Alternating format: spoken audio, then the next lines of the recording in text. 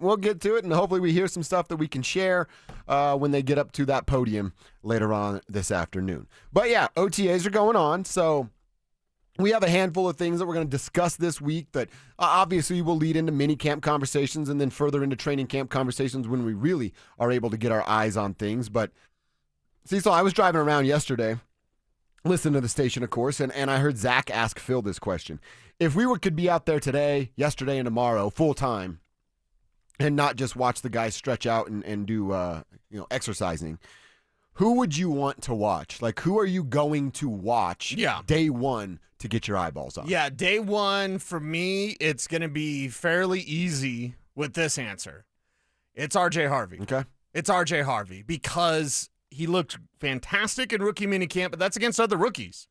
That's against guys who won't play in the league. That's against guys who only had that as a tryout and then now are selling cell phones or whatever. Yeah. Like, he will get that opportunity now against arguably the league's best defense. And I don't even know if we can say arguably. They might just be the number one defense in the NFL.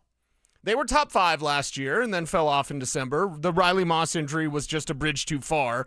The Alex Singleton injury, they got by. Then Riley Moss gets hurt. That's a bridge too far. The defense kind of falls apart a little bit.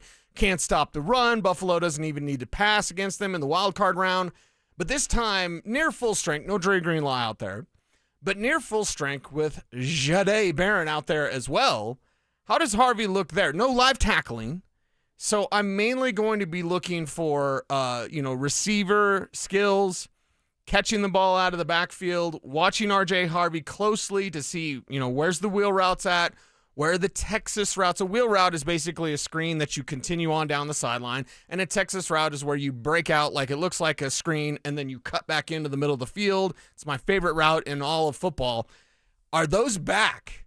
Is that something we see this year? And how does Bo Nix take the reins in year 2? So part of that taking the reins will be utilizing these new weapons, Harvey being the most important weapon. All apologies to Evan Ingram, who we may not see out there as he's still recovering from the shoulder thing. Okay. Yeah. Okay. Yeah, that was actually going to be one of my answers is Evan Ingram. I just want to see what it looks like, what his agility, athleticism, route running, hands look like. Can he go up and get one if he has to get one?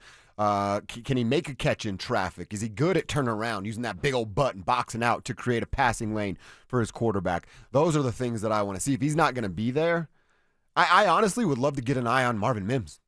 I think that would be my second after Evan Ingram. And I know we've talked about Pat Bryant a lot, and there's so much unknown that we just have to wait and see. But I'd love to know what Marvin Mims looks like. He's already pretty built, like stocky kind of guy, but how much stronger did Marvin get? I'd love to see those legs got a little bit bigger to help with that plant foot and not lean with leverage and kind of tip your hand at the route that you're going to run. Right. So I would love to see what Marvin Mims looks like, his route running ability, and if he's ready to take the next step. Not in week 5. First game against Tennessee. Right. We need to see Marvin Mims ready to go. And I think that's a possibility there as well, because this offense could explode. What bag of tricks will we see at OTAs? And here's the thing. People say, well, it's just practice and it's OTAs, no big deal. It's not even mandatory. It's not training camp. What can you see? Last year, Zach Allen had talked about how the Vance Joseph defense was much simpler last year. That started in OTAs. You could see that. You could see guys were playing freer during OTAs, during full speed reps. Again, no live tackling, but full speed reps. So you can pick up some things, and you will be able to determine, is Marvin Mims ready for another step? And I'm never going to doubt Marvin Mims. One, he's an angry little fella. And then 2, look at what he's done every single year. He's a Pro Bowler already, right out the gate, then looking and kind of turning it on in a Riddler type of role. So, yeah, exciting times for this offense against the league's best defense. We should see battle after battle after battle, and starting now and then into training camp. And iron sharpens iron, and this Broncos offense going to be pretty good this year. Going to get a real big test every single day against that Broncos D. I don't think you were, but I'll ask you. Sure. No surprises that there's no holdouts. You mentioned Greenlaw, who's not participating, but he's there. Right. And that was a report yesterday from the Denver Post.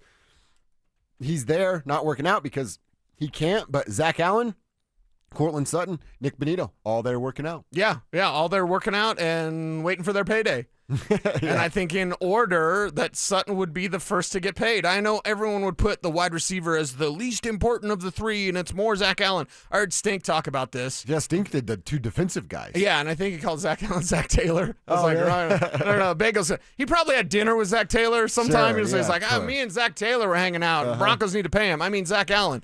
But for me, it's like, okay, Court played ball with you last year. It's time to pay him.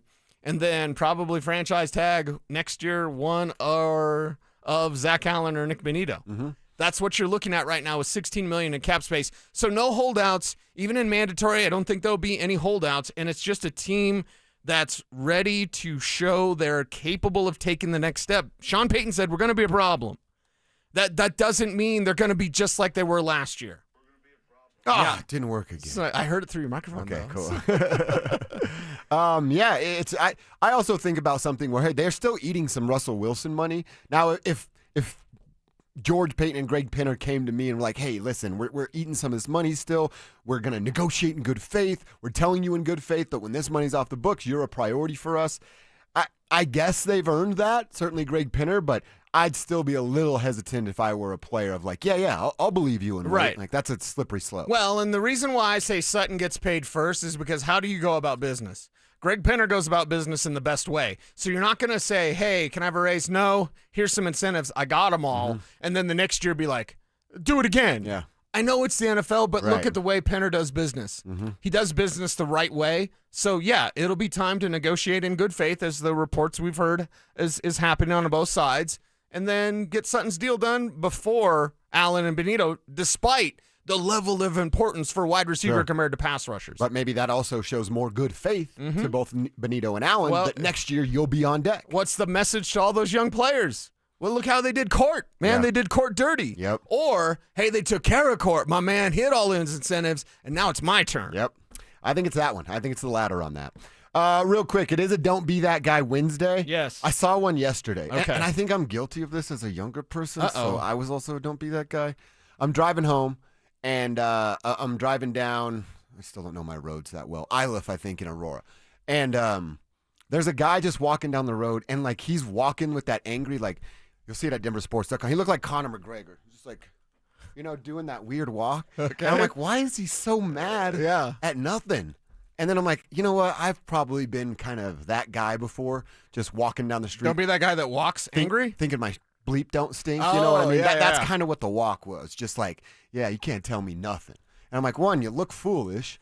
Two, there's always someone bigger and badder than you are. Yeah. And three, just you look very unapproachable because you seem angry. You don't want to be that person. Nah, life's too short to be angry. Yeah.